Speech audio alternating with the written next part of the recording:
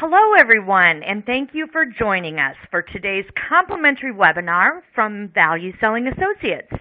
My name is Julie Thomas, and I welcome all of you. It's been interesting to watch as you all log in at where you're all calling in from.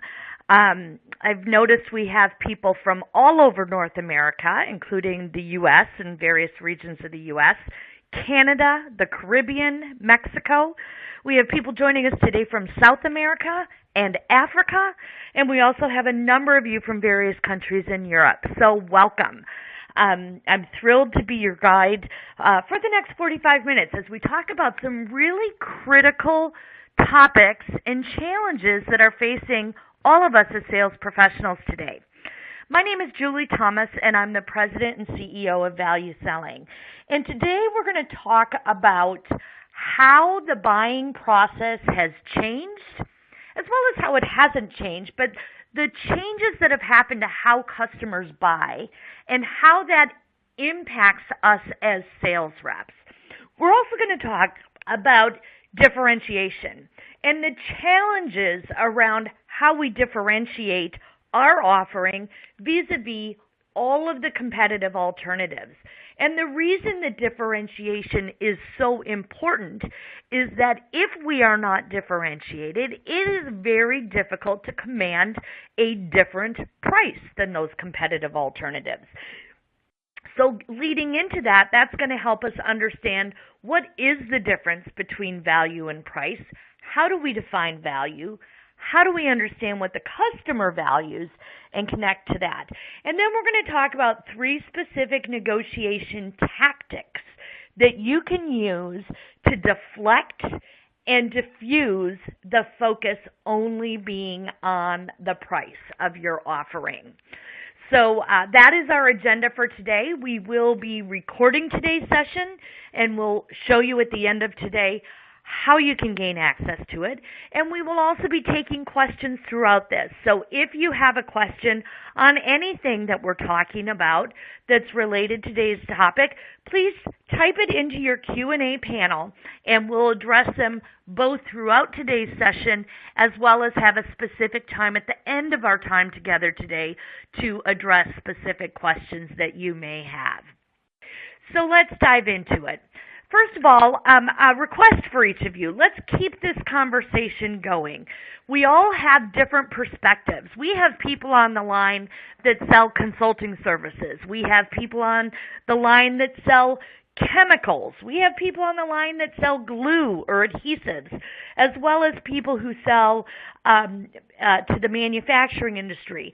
So these tactics that we're going to talk about apply to many industries, and I am confident that many of you have got perspective on what has worked and what hasn't worked.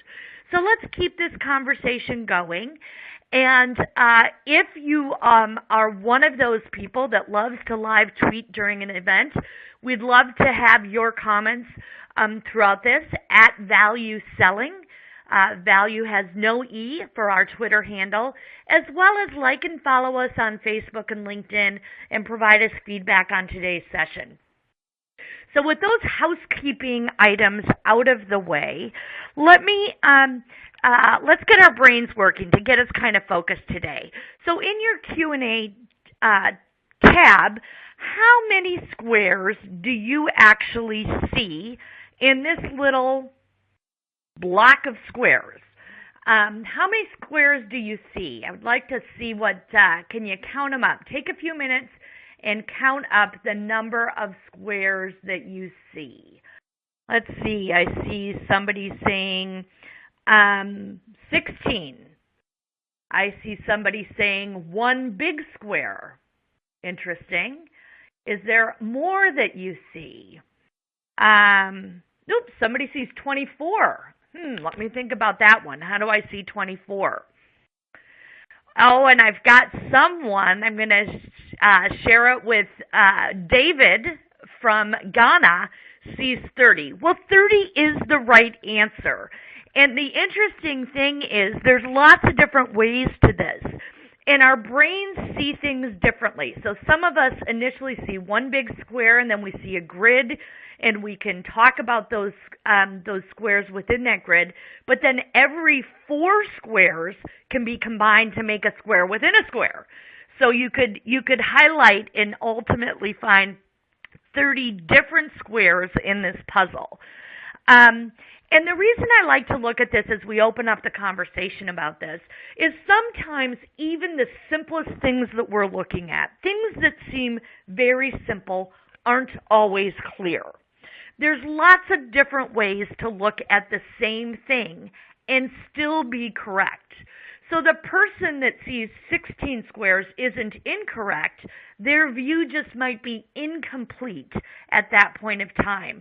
And sometimes that's what happens to us during the buying process or during a negotiation process. So we're going to talk about that. How do we deal with the fact that the person that we're talking to, their perspective may not be complete, or conversely, our perspective may not be complete.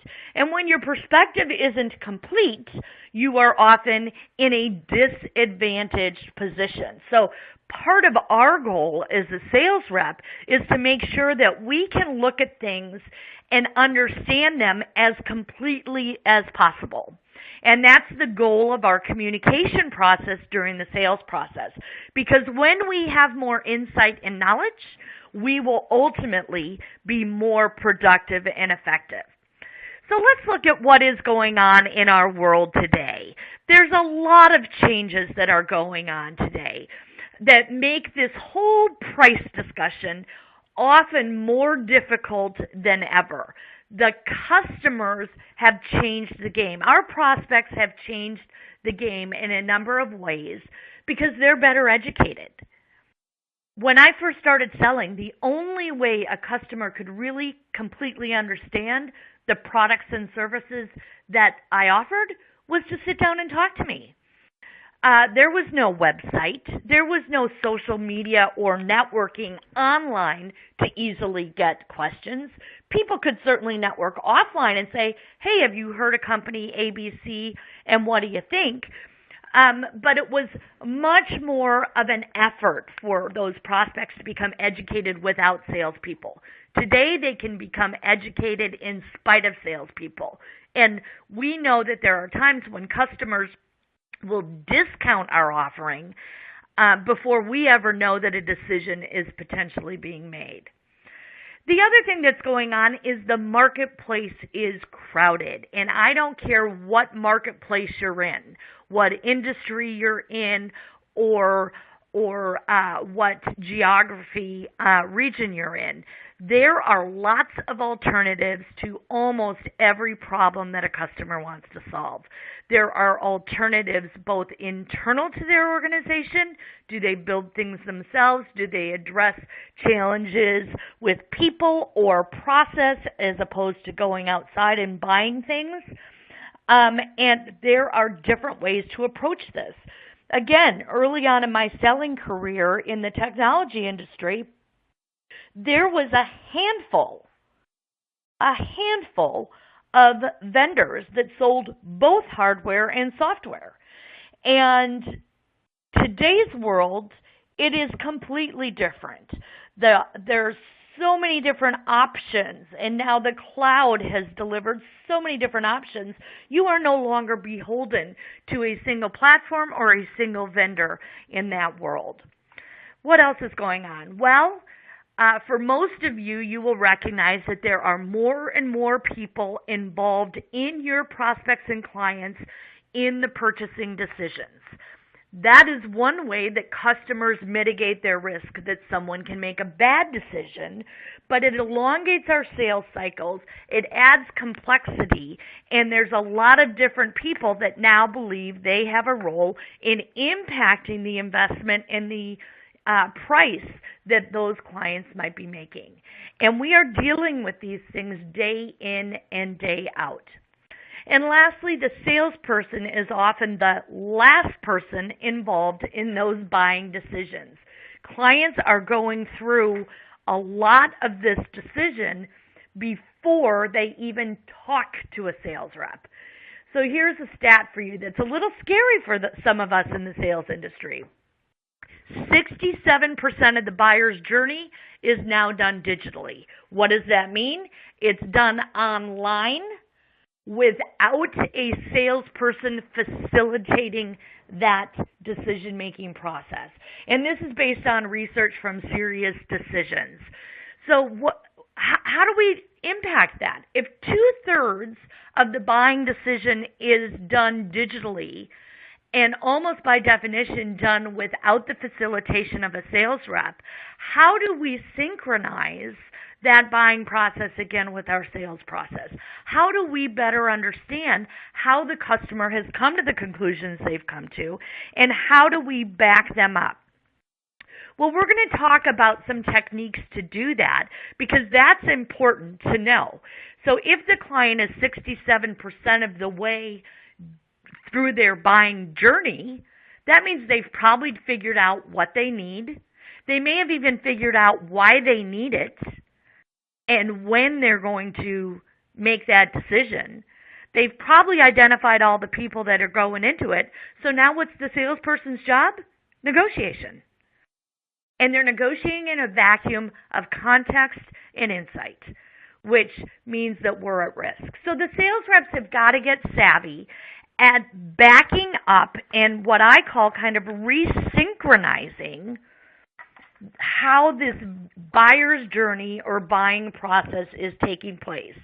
And while every buyer's journey is unique, at Value Selling, we believe there's some high-level synergies in areas that all buyers go through that buying process.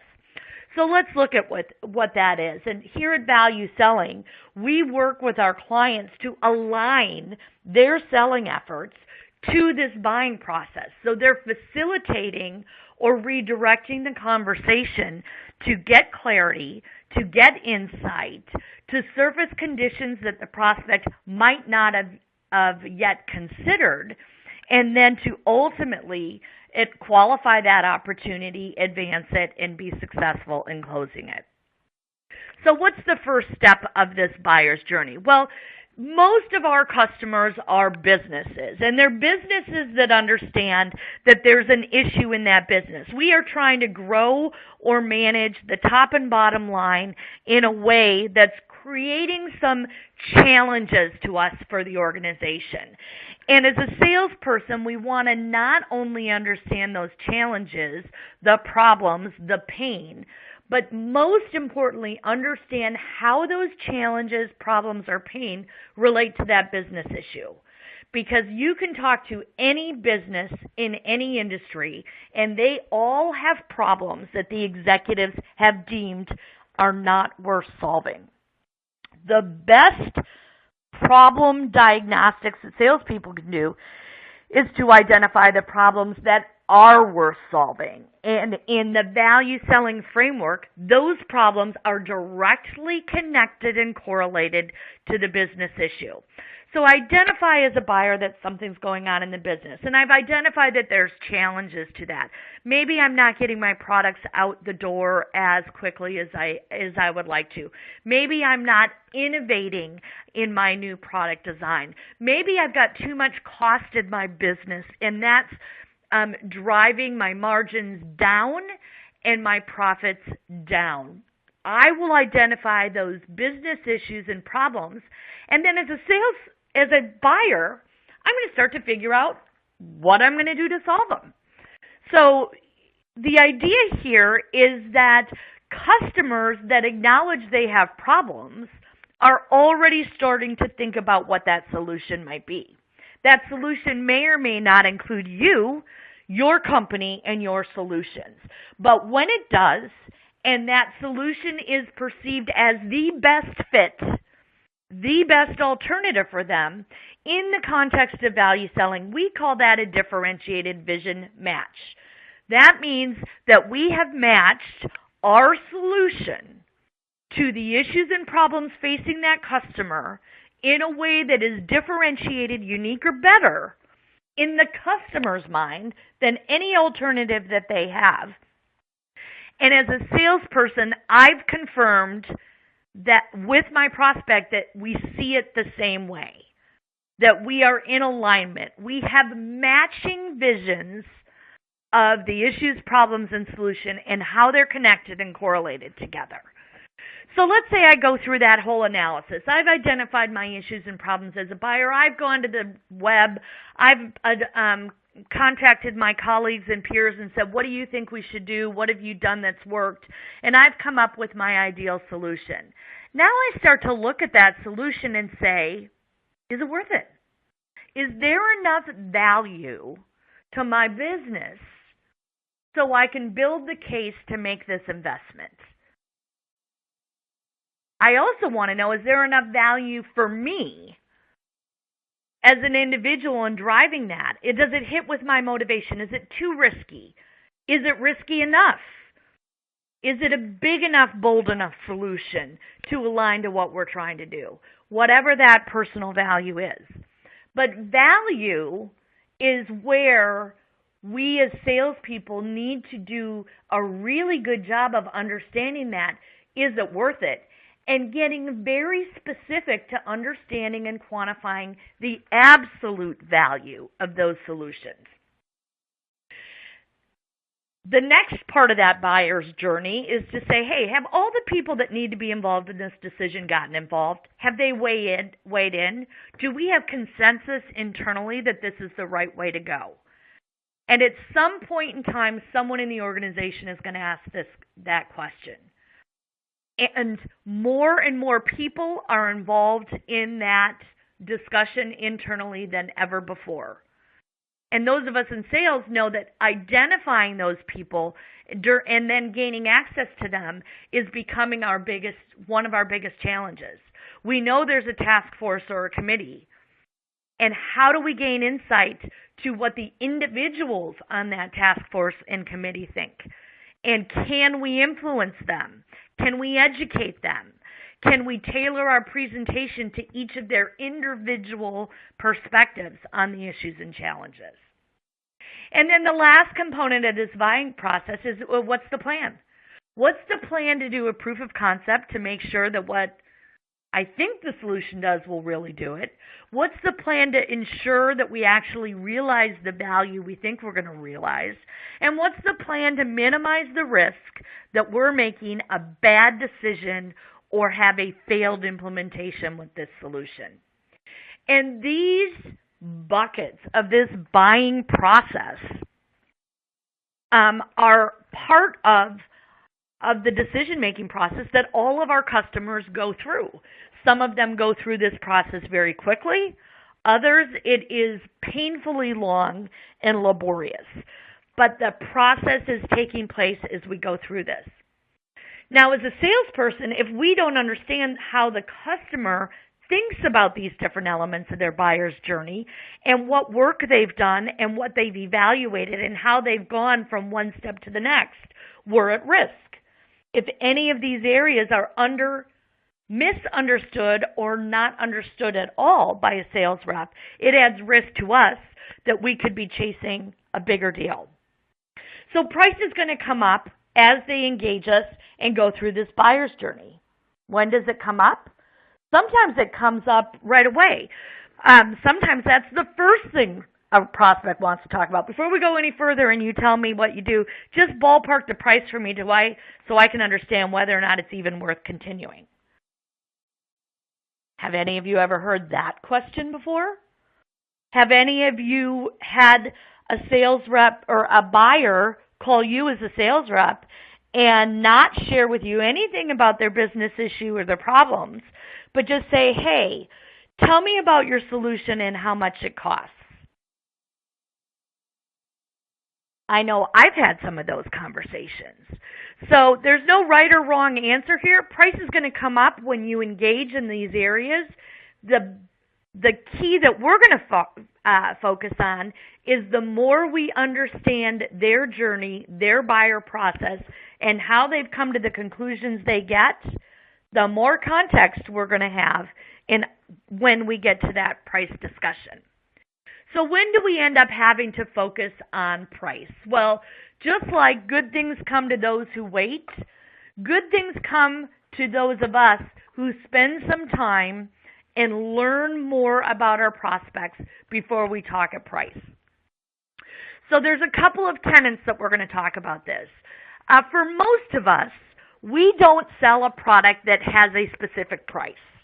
We're not in the retail market. It's not like walking into the Best Buy superstore and there's all the TVs and what's on the top of them is the price for each of the different components, and now you're just in a feature function type war on one TV set versus another TV set. We believe and we know that most of our clients sell solutions. So those, and what is a solution for many of our clients? It's a combination of product deliverables and service deliverables. So it might be consulting, it might be implementation, but there's often not a single price for a single SKU. There are elements that come in for us to package up a price for our customers. And those elements that go into that pricing discussion have to do with deliverables and often terms and conditions. So for me, it is very difficult to have a price conversation until I completely scope out the need and configure the deliverables and understand the terms that customer might be willing to pay. So the price conversation can't be in a vacuum of understanding those couple of things. So how does terms play into this? Well, if your customer is asking you to go through a fire drill and needs you to deliver tomorrow, that may be priced at a premium to someone who's buying tomorrow but is allowing you to schedule that implementation for February, and it gives you time to plan and manage the resources available for that. Your customer may be willing to prepay for certain deliverables, and if you're getting their money up front or in hand, you may be willing to offer a more favorable price or a cash discount as a result of that. Conversely, if your customer wants to pay monthly or quarterly or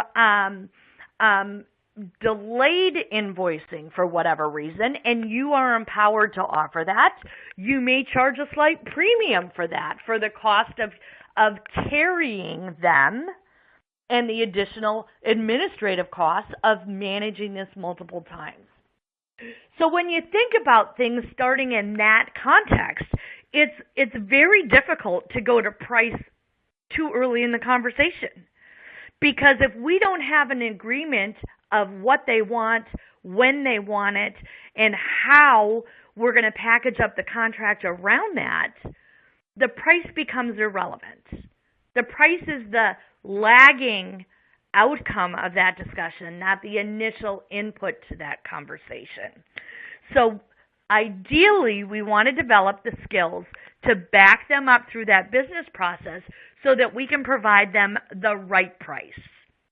And we're going to talk about some tactics to do that as we go through this. So, what is the key to being able to command a higher price or a value-added price from the competitive alternatives? Well, it all boils down to differentiation. It's not enough for us to just explain that we're different. We want to become differentiated. So think about the customers that you've worked with in the past. You may have two customers that ended up buying the same exact solution, but for very different reasons. So the key to being differentiated is to uncover needs that you can solve better or different than your competitor or competitive alternative.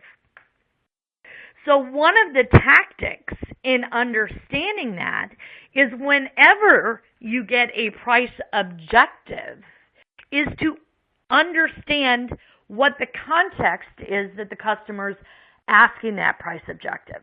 So if somebody says to me, this is too much, the question I have is compared to what? Compared to what? understand what that state of mind and the context of the customer's competitive alternative is. And that's the concept of understanding how you're differentiated. If I know that you're comparing me to somebody that looks like me but is not exactly the same, then I can try to create that differentiated vision match so that my solution is best suited for that client. And I'm not going to do that by telling them how great I am. I'm going to do that by uncovering those issues and problems that I can solve better. So we spend a lot of time helping our clients understand how they can differentiate themselves on something other than price. The price leaders in your marketplace probably aren't the ones that are worried about selling on value. But the ones that are selling on value are the ones that are differentiating themselves from those price leaders, either in their capabilities, their ability to, their ease of doing business with, the quality they bring to the table, their brand and reputation, the convenience of doing business with them, or some other metric. So once we're differentiated, then we can start to uncover the value of what we do. And the reality is value and price are not the same. Price is what you pay, value is what you get. So the whole idea is, do I as a salesperson completely understand the quantified value that the customer acknowledges in doing business with me? And is that quantified value larger than the investment that I'm asking them to make? If I have a customer with a $1 million headache, my $100,000 aspirin is an excellent deal. If I have a client with a $10,000 headache, my $100,000 aspirin is probably absurd. So our object as a salesperson is to understand that value versus price comparison that every customer is somehow going to make in their mind. And 9 times out of 10, in my experience, the prospect or customer knows exactly what your price is. And that same 9 times out of 10, the salesperson does not always know exactly what that value is. They may have ideas. They may have clues. They may even be able to tell you in relative terms, what that value is. We are going to improve your time to market. We are going to increase your margins. We are going to decrease your cost of goods, improve your processes. But those relative conversations are very hard to compare to an absolute price. So the best value selling salespeople are really good at understanding the absolute value potential that you can bring to those customers. So when we talk about price, ideally is always after we talk about value. And so from a timing perspective, that puts us as a salesperson in the best position. Now, at the end of the day, everybody wants to feel like they have a good deal. I believe buyers expect that. Every buyer is different. I'm sure you can think of all of your customers that will tell you all the reasons you should make concessions and compromises when you're doing business with them. So oftentimes this whole price thing is going to come up and it's going to result in a negotiation. We know it, we expect it, so let's better prepare for those negotiations.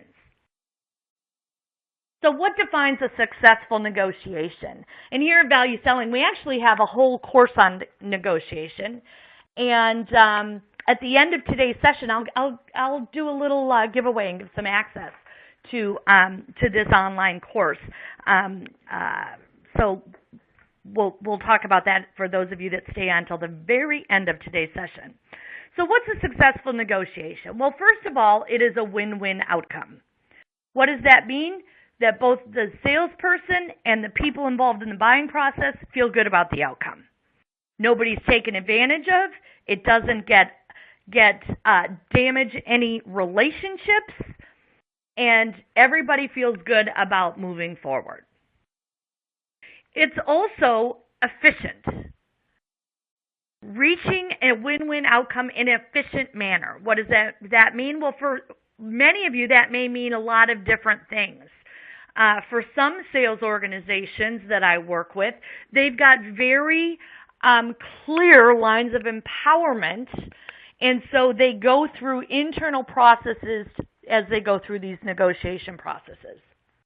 And we'll talk about some of the keys to that successful outcome. And at the end of the day, a successful negotiation preserves the relationship.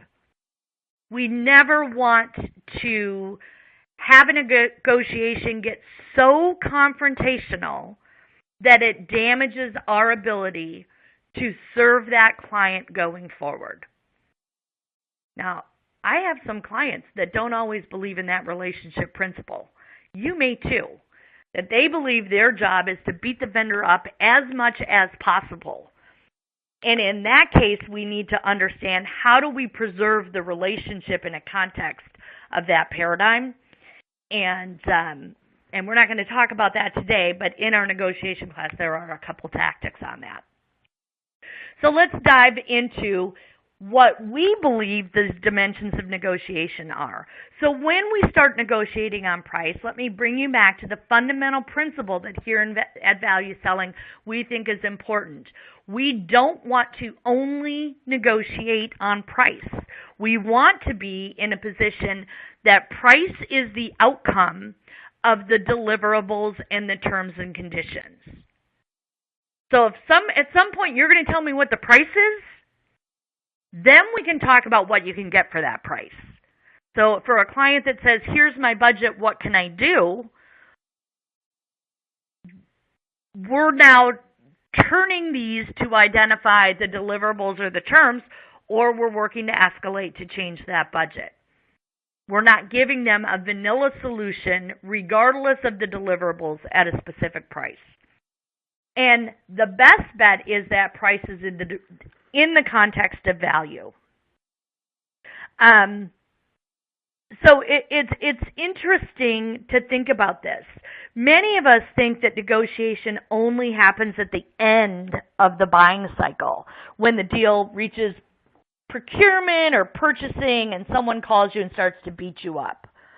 But since we are also negotiating on deliverables, I believe that we're best suited when that negotiation stops earlier and we're negotiating throughout the sales cycle, whether we realize it or not, when we are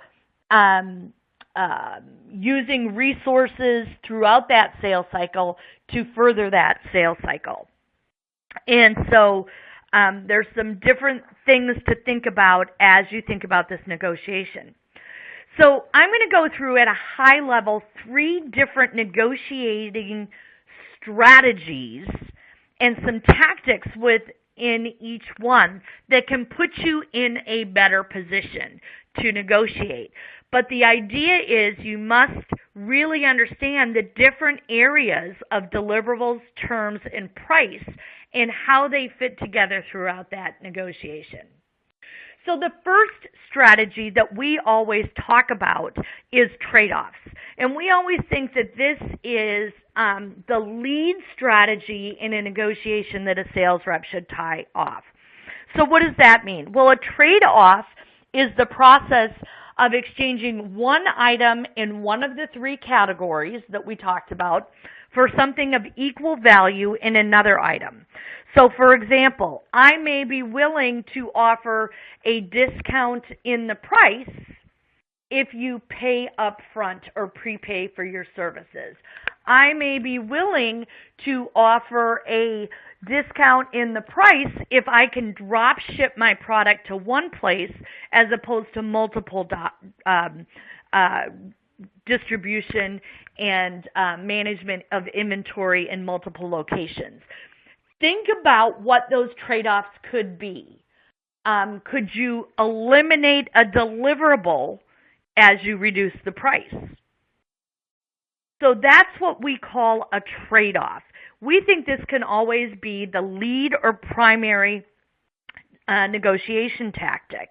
And it also helps you establish that your deliverables and your terms and conditions, how you do business with your clients, are valuable. And so thinking about that. So other examples might be, I have some clients that always put in their terms and conditions that that client will agree to a press release acknowledging and announcing to the world that they've selected this particular vendor. And a client may give them a more favorable payment term for that reference. I have clients that will do the same thing with a customer success story. I may offer you either a discounted price or more favorable payment terms or return terms if you will be a reference for me.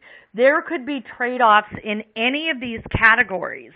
So one of your calls to actions as we think about that is for each of you to start to think about, okay, in the terms, the deliverables, and price, where is my empowerment? What could I trade off? Am I empowered to give a value-added deliverable to someone in exchange for something like that customer success story? And can you come up with a strategy for yourself thinking about a trade-off? When trade-offs don't work, the second strategy that we talk about is what we call an embellishment. And that's where we can enhance or add value in a category other than the one they're asking for a concession on. So since we're kind of focused on price and somebody is saying, you know, I need you to drop this price by 10%, do I have a high value, low cost deliverable that I may be able to give to them in exchange for keeping the price where it's at? So for example, years ago I worked for a consulting company that did conferences, and one of the deliverables I had were conference tickets. They were bundled into the subscriptions that we sold for this market research and syndicated research for the company that I worked for. Many clients wanted to go to those conferences, but a conference ticket itself was anywhere from $1,500 to $2,500. So if they didn't have a ticket, they often had a difficult time getting that business trip approved. But if they had a ticket, it was easier to get approved because all I was going to ultimately end up expensing was my airfare and my hotel and incidental expenses, etc. So those tickets had a very high value to many clients and a relatively low incremental cost to my employer at the time. So I would use ticket embellishments. I had an allowance, if you will, that I had so many in a given year or quarter that I could give away. And I would embellish, kind of sweeten the deliverables with that conference ticket for those clients. In my world today, I may do that with some additional consulting or an additional webinar or access to some of my online content that I could use to sweeten the offering for a specific client in order to maintain the integrity on my pricing. So embellishments can be a great strategy. Is there something else you could do? Could you throw in training? Could you throw in a webinar? Could you throw in, I don't know, a manual, depending on what you sell that could help? Technical expertise. Lots of different things that we could think about in embellishment. So trade-offs first, embellishment second, And then the third strategy, where we all often have to go at some point, is a compromise. So a compromise is only thinking about that one category in terms of, as opposed to the other three. Embellishments and trade-offs have to do with the mix between deliverables, terms, and price. The compromise has to do with just looking at that single category. Can we split the difference? Am I empowered to change the deliverables, the price, or a term to satisfy the prospect, reach a compromise that's agreeable to them as well to me, and close out that negotiation in a successful way? And compromise at value selling, we'd like to see is that third and default strategy, because with embellishments and trade-offs, we can often find a way to maintain the pricing integrity, not discount, and win the business through that. So these three strategies are great to think about. How can I manage this price discussion, focus on value, deflect from the only solution being a discount, and reach a win-win agreement with our prospects and clients as we're converting them? So let me ask you this real quick, and I'm going to ask our producer here to open up a poll and ask you to pick your choice. Which one of these have you used in the past, or would you consider using in the future? Could it be a trade-off? Remember, a trade-off is switching one thing of equal value in one category for another thing of equal value in a second category. Could it be an embellishment? Could you add an additional deliverable or more favorable term in either deliverables or terms and conditions in order to leave the price where it's at? Or do you always go for the compromise? Let's find the middle ground. That's not your perfect solution. It's not my perfect solution, but we're both willing to live with it from a compromise perspective. Or is it all of them? So take a few minutes. Let's look at this poll, and then I'll have our producer here, Chris, share the results with us.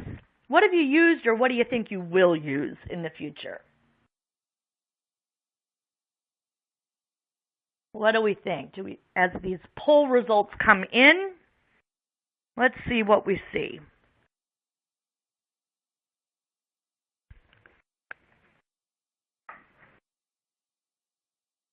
All right. Interesting. Well, thrilled to see that 43% of you are going to look at all of these before, and kind of interesting that the other three are almost equally divided, pretty close to what you've used in the past. I find that thinking about and preparing for a negotiation, looking at these dimensions, helps me come in with a number of different tactics and ideas of how I might be able to achieve that win-win negotiation. And the tool that I use to organize my thoughts on that is this tool that we have in place called a negotiation prompter. And it's where I can start to think about these three different categories and identify the ideal outcomes and where I might be able to provide for trade-offs, embellishments, or a compromise. So this tool will be in the deck that will be made available to you, as well as if you download this, you'll have access to this. But it's a great way to start to think about how do we prepare for that win-win outcome, and what could be the strategies from trade-offs, embellishments, or compromise that we might go through. And you'll see I've got an example here. So doing some of this work up front will help us be most successful in achieving that win-win. So let's talk about some key things that we want to remember when we get to this negotiation. Number one, don't panic. Let's maintain our composure. We know it's coming, whether we want it to or not. If negotiating is uncomfortable for us, we need to make a deliberate effort to keep our composure, not get frustrated, not damage the relationship, and focus on that winning outcome. Clarify, clarify, clarify. For those of you that are longtime value selling clients, you know that questioning techniques are a sales rep's best tool in the toolbox. The more you know, the better you'll be. So clarify everything throughout the sales process as well as throughout the negotiation process as those processes converge. One of the keys to maintaining the relationship is focus on the issue, not the style. So if you've got one of those customers that is a little more difficult than others, make a conscious effort to focus on what they're saying, not how they're saying it, screaming it, yelling it, typing in all caps, etc. Focus on the issue, not the communication style. And if the style is not your style, don't match it in that situation. Maintain your calm and make sure that we keep that relationship intact. Try not to react when these objections come up, when these negotiations come up. Thoughtful response is better than a gut reaction. So don't react, focus on thoughtful response. And then last but not least, know when to walk away. Nowhere are we saying a win-lose opportunity is good. Compromise to the point of deteriorating your reputation, your margins, your credibility makes sense. Every customer that I work with on negotiation has got things that are non-negotiable, whether it's a certain set of terms, a certain set of deliverables, or a floor to their pricing empowerment. Understand what those non-negotiables are, what your walk-away position is, because that is an important element to negotiation as well. As a matter of fact, a quick story. I have a client who was negotiating a huge deal in Asia, in China, a couple of years ago, and they had followed the value selling framework to a T. So think about that buying process. And by to a T, this particular sales leader had absolute confirmed business value recognized by the business users and decision makers of that product of how it was going to positively impact that organization. And there was no comparison with any competitive alternative. So what happens in a big deal, especially a critical purchase and a big purchase, it got once the decision maker made the decision to move forward, it got thrown over the transom into and onto the desk of someone in procurement who was a quote-unquote black belt in negotiation. And this procurement person was beating up the sales leader negotiating this deal. And the sales leader, because he had the confidence in the value, walked away from that negotiation 3 times. And the 4th time he was called back, he closed the business at the price and terms that he wanted. He held his ground because of the confidence in the business value. And that gave him a edge in that negotiating process. If he would not have had the confidence in the confirmation of value, and he assumed it and he was wrong, walking away could have been the nail in his coffin. But because he did know that, he was ultimately successful in that.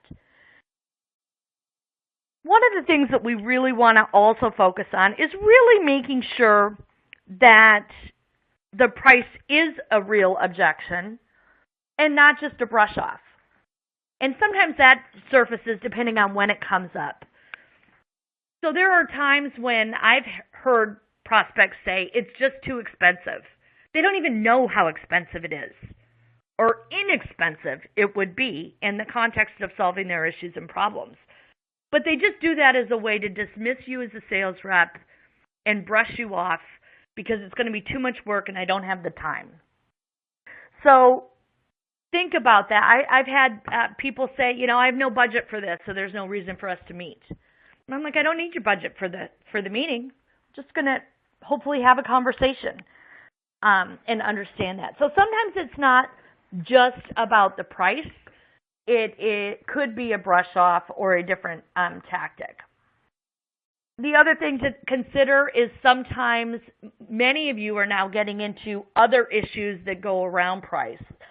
For example, is this a CapEx budget item or an operating expense budget item? And maybe the purchasing process for those things are different and how they justify those things are different. So that could be really important. Again, back to our tactic of question and clarify, question and clarify, question and confirm throughout this whole process. So as we kind of start to wrap this up, and if you have questions or comments, please share them and I'll address them as we get to the top of the order here. For every client I work with, the price objection seems to be feared by the sales reps. They often worry about their ability to defend the price with the prospect. Yet at the same time, it is almost always inevitable that it is going to come up. So it's not that the price objection isn't going to come up. It's that the best sales reps are prepared for it, and they proactively prepare to manage the conversation whenever and wherever it comes up. If you sell a higher priced alternative, which I know looking at the list of attendees, many of you do, your mechanism to defend the price is to understand how the customer quantifies the value. How are they going to build the case? What are the metrics they're looking to measure? And what are the thresholds for those metrics? Some clients may have very defined thresholds for those, I need to have an ROI of X or it doesn't pass go. And that X could be different for every client that you have. So that value is a customer-specific process. It's a customer-specific business case. And if we talk about price before we ever discuss value, it's often very difficult to then have a value conversation. So value first, price second. Context will allow you to best defend and position. So let's talk about what I'm going to ask you to do and what your call to action is. So first of all, I understand this is all a big process. It is not an event. These conversations happen over time with multiple people, and you go in and out of negotiation throughout the sales cycle. So step one is your call to action is to really think of a current opportunity. Do you understand what the value is? And if you don't, the next time you spoke with them, be prepared to ask good questions about how they're going to measure the impact of the result of your services, solutions, or products. And is that enough to justify the price? So uncover and quantify that value. Step two, in all of your processes, wait as long as possible before engaging in the price conversation. The more you know about their needs and the more you know about the value of meeting those needs, the more context your price will have. So wait as long as possible. The last thing we want to do is give them a wrong price. Sometimes it's even a challenge to give them a range of prices, because if you give them a range, well, a client such as yours on average pays, $20,000 to $50,000. They wrote down 20, not 50. And I promise you, at some point, regardless of the deliverables or the terms, the number in their mind will then be 20. And you could be in trouble and have a really challenged negotiation in terms of meeting their needs at that price level. So when you give that value or that range, understand that what they'll hear, what they'll write down, what they'll remember is often the lowest part of that range. And then focus on how we can use that negotiation prompter in your strategies to exercise that. And think about some of the principles we talked about. A negotiation is a win-win outcome is what we want. We don't want a battle. Most of us are trying to build value-added, trust-based relationships with clients. So we don't want to trick them. We don't want to lie to them. We don't want to argue with them. We want to work together for a win-win outcome. Respect, rapport is the long-term goal to keep the customer for life, and understanding the position and the need behind the ask is critical for any negotiation. The more you know, the better you'll be.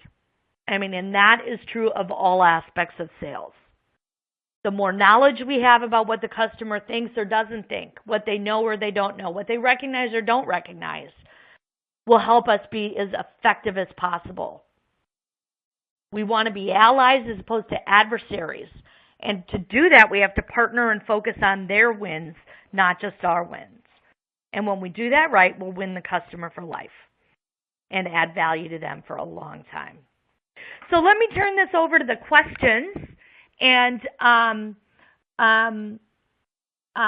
share some of what the questions are. And here's one that I see, and it's common from Michael. Michael, thank you for sharing this. It's not that the objection is feared. It's that it's tiring and needs patience to handle. I would agree with that. It's coming. We know it's coming. And we have to be prepared for it. But at the same time, even though we know it's coming, we know it could be an exhausting process to get to that consensus and get to that win-win outcome.